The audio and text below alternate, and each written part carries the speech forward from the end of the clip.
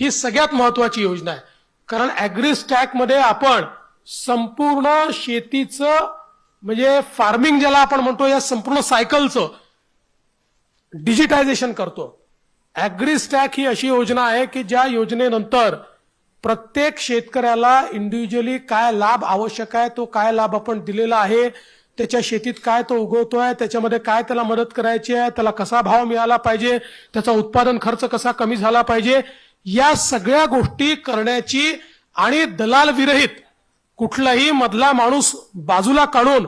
थेट त्या शेतकऱ्याशी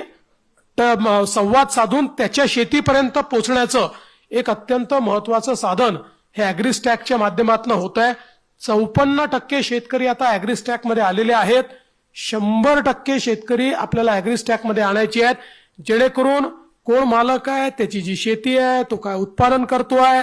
त्याला कुठल्या योजना मिळालेल्या आहेत, कुठल्या योजना आवश्यक आहेत, त्या गावात कुठल्या योजना आवश्यक आहेत, अशा सगळ्या गोष्टीचं आपल्याला डिजिटल पद्धतीने त्या ठिकाणी पूर्ण आपल्या जो मॅपिंग असेल त्यातल्या गॅप आपल्याला भरून काढता येतील। आणि जो आपला महत्त्वाचा मुद्दा आहे की शेतकऱ्यांचं जो लागत मूल्य आहे, शेतकऱ्यांचा उत्पादन खर्च आहे, तो जर कमी करता आला आणि शेतकऱ्यांना आपल्याला बाजाराशी जर जोडता आलं तर त्याचा एक मोठा फायदा आपल्याला होणार आहे। आपल्याला कल्पना आहे की ज्या आपल्या गावातल्या ज्या सगळ्या सोसायट्या आहेत, मल्टीपर्पज सोसायटी आहेत, विविध कार्यकारी सोसायटी आहेत, यांचं 100% डिजिटायझेशन करणं आपण सुरू केलेलं आहे आणि आता याला मल्टी बिझनेस सोसायटीमध्ये आपण कन्वर्ट करतोय।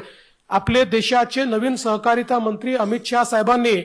13 प्रकारचे नवीन बिझनेसेस म्हणजे ज्याच्यामध्ये अगदी जो आपला पारंपरिक त्या ठिकाणी भांडारण करण्याकरता गोदामापासनं तर वेगवेगळ्या प्रकारचे 13 उद्योग हे आमच्या विविध कार्यकारी सोसायटी करता त्या ठिकाणी नेमून दिलेले आहेत, ज्यातनं गावातली सोसायटी देखील आपल्याला अधिक मजबूत कशी करता येईल हा प्रयत्न आपण त्या माध्यमातून निश्चितपणे या ठिकाणी करतो आहोत। त्यामुळे